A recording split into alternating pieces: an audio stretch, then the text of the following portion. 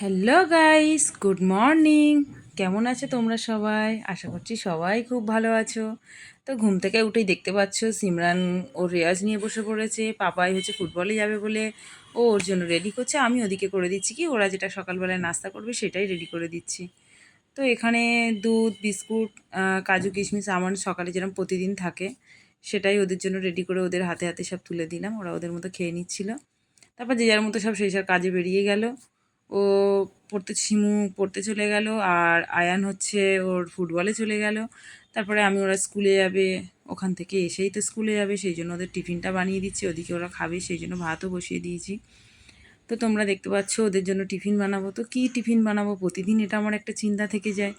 সকালবেলা উঠেই ভাবি যে ওদের কী টিফিন বানিয়ে দেবো। আজকে তো পাস্তা খেয়েছে, কালকে তো চাউমিন খেয়েছে, তারপরে তো পরোটা খেয়েছে, প্রতিদিনই ফাস্টফুড খাওয়া হয়ে যায় ওদের। তো সেই ভাবতে ভাবতে কী করব, আজকে ভাবলাম রুটি বানিয়ে দিই, পরোটা নয় রুটি বানিয়ে দেবো। তো রুটি বানাচ্ছি আমি। তো রুটির সঙ্গে প্রথমে ভেবেছিলাম কী বানাবো করে। তো ওরা তো অর্ধেক জিনিস খায় না, সবজি তো মুখেই তুলতে চায় না, আর আলু ভাজাটা খেতে চায়। রোজ রোজ আলু ভাজা কি আর কারোর ভালো লাগে? সেই জন্য ভাবলাম যে রুটি আর ডিম ভাজা ওদের টিফিনে দিয়ে দিই। তো সকালবেলা উঠে এই একটা বড় চিন্তা আমার মাথাটার মধ্যে টকবক করে ফোটে। তারপরে ওদের জন্য ওই রুটি বানাচ্ছি। তারপরে ওরা সব আস্তে আস্তে পড়ে চলে এলো। চলে আসার পরে ওরা স্কুলের জন্য রেডি হচ্ছে, আমি ওদের জন্য খাবার রেডি করছি।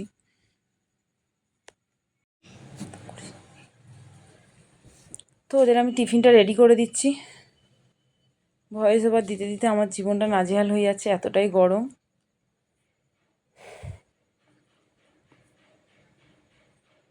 তো টিফিনটা দেওয়ার পরে ওরা রেডি হয়ে গেছে, ওদেরকে আমি ভাতটা বেড়ে দিচ্ছি, কারণ ভাতটা একটু ঠান্ডা হওয়ার ব্যাপার আছে, গরম ভাত তো খেতে পারে না। তো ওদিকে আবার শিমুর চুল বেঁধে দিতে হবে, ওর ওড়না ঠিক করে দিতে হবে, পাপাইয়ের পেছনে বক বক করতে হবে যে পাপাই তাড়াতাড়ি রেডি হ, পাপাই তাড়াতাড়ি রেডি হ। এদিকে শিমুকেও বলতে হবে, শিমুর আবার টাইম টু টাইম সব কিছু সামনে দিতে হবে। ওর নিজে কিছু কাজ তো করবে না, কিন্তু এদিকে আবার টাইম টু টাইম না দিতে পারলে ওর আবার মেজাজ আগুন হয়ে যায়। তো এদিকে মাংস আলু তরকারি আর ভাত ওদেরকে দিয়ে দিচ্ছি খাবার জন্য। তো ওরা ওদিকে খাচ্ছে। এদিকে আমার মাঝখানে আর কোনো রেকর্ড নেওয়া হয়নি। তো সেই টাইমের মধ্যে আমার স্কুলে দিয়ে আসা সমস্ত কাজ বাজ, ঘর মোছা, বাসন মাজা সমস্ত কাজ হয়ে গেছে। এবারে হচ্ছে রান্নাবান্নাও কমপ্লিট হয়ে গেছে, আমার কোনো কিছুই নেওয়া হয়নি। তো দেখতেই পাচ্ছ। তারপরে হ্যাঁ, রান্নার কিছু কিছু সিন নেওয়া হয়েছিল। তো এবার আমি রান্নাটা করছি স্কুল থেকে দিয়ে এসে। তো আজকে রান্না করেছিলাম হচ্ছে চিংড়ি মাছ। হ্যাঁ, চিংড়ি মাছের মাথাগুলো কী করেছি, মিক্সারে ভালো করে বেটে নিয়েছি। তো ওটা দিয়ে কাঁকরোল দিয়ে আলু দিয়ে সুন্দর করে রান্না করেছি, দারুণ টেস্ট হয়েছে। তোমরা একবার করে দেখতে পারো, খুব সুন্দর খেতে হয়, দারুণ, জাস্ট অসাম হয়েছে। মনে হয় আমি যেন মাংসর থেকে এটাই ভালো। তো এটা হচ্ছে কাঁকরোলটা আমি রান্না করে নিচ্ছি।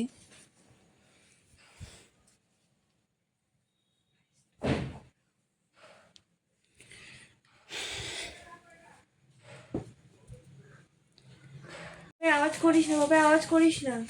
তো ওদিকে চালটা ধুয়ে নিচ্ছি ভাতটা বসিয়ে দেওয়ার জন্য।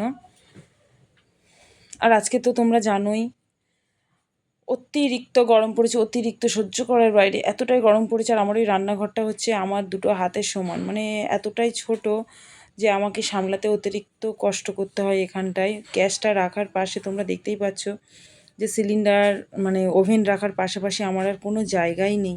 জাস্ট ওই পাতলা কাঠটা কোনাকুনিভাবে রেখে আমি রুটিগুলো বেলছিলাম। আর বাসন মেজে যে রাখবো সেরকমও কোনো পজিশান নেই, আমাকে গ্যাসের ওপর রেখে তারপরে ওগুলোকে সঙ্গে সঙ্গে গুছিয়ে দিতে হয়, নাহলে আমার কোনো জায়গাই থাকে না। তো তারপর আমি সবজি টবজিগুলো কেটে নিচ্ছিলাম। কেটে নেওয়ার পরেই কাঁকরোলটাই রান্না করছিলাম। তো সেটা আগে নেওয়া হয়ে গেছে, এটা পরে নেওয়া হয়ে গেছে, ঠিক আছে। তো সব রকম একেবারে যেহেতু মানে ময়লাটা হবে, সেই জন্য আমি সব একসঙ্গে তুলে নিয়ে সব কিছুই রান্নাবান্না আমার কমপ্লিট হয়ে গেছে। তারপর আমি মানে স্নান করে এসে খেতে বসে গেছি। তো তোমরা দেখছো আমি খাচ্ছি।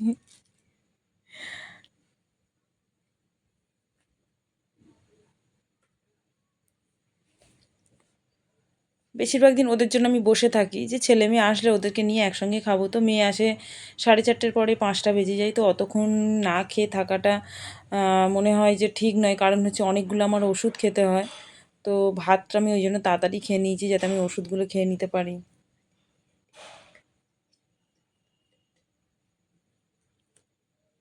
তো আমি খেয়ে নিই, খেয়ে নিয়ে তারপর বাদবাকি কথাগুলো বলছি। অন করেছো?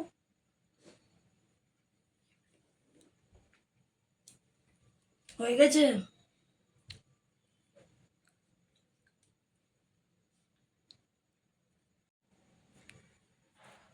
ওষুধ বলতে গেলে তোমরা হয়তো ভাবছো এখন আবার কিসের ওষুধ। তো আমার কোমরের অবস্থা একটা অ্যাক্সিডেন্ট হয়ে যাওয়ার পর থেকে খুবই খারাপ, তো সেই জন্য আমাকে অনেক ওষুধ খেতে হয়। তারপরে এখন হয়ে গেছে বিকেলবেলা, সিমু স্কুল থেকে চলে এসেছে, আর ওদিকে আমার ননদ এসেছে। এই যে ননদটাকে তোমরা দেখছো, এর বাড়ি হচ্ছে বিহারে। এই যে আমাদের জামাই, ঠিক আছে।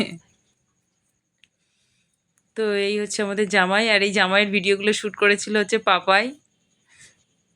তারপর শিমু স্কুল থেকে চলে আসার পরে বায়না করলো মা একটু খাইয়ে দেবে, তো ওকে খাইয়ে দিচ্ছিলাম, আর ও ফোন দেখছিল।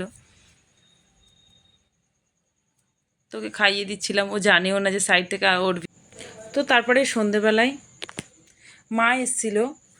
তো মা আসার পরে কি করব, তো একটু পাকোড়া বানিয়ে দিলাম আর কিছু নাস্তা দিলাম। তো এখানে আমার মা, এই যে, আর এটা হচ্ছে আমাদেরই পাড়ার ছেলে, ওনাকে সঙ্গে করে নিয়ে এসেছে। তো মা আসলে সত্যি খুব আনন্দ হয়, কিন্তু একটাই ঘরের সমস্যা আমার, সেটা অন্য কোনো সমস্যা নেই, ঘরের সমস্যা। সেই জন্য আমার মা এসে কোনোদিন আমার বাড়িতে থাকেও না, আমার বাবা এসেও কোনোদিন আমার বাড়িতে থাকেনি। আজ সে আমাদের মাঝখানে নেই, আর মা আছে, সেও এসে আমার বাড়িতে কোনোদিন। ঠিক আছে, ঘরের কথাগুলো পরে বলবো, এখন টাটা।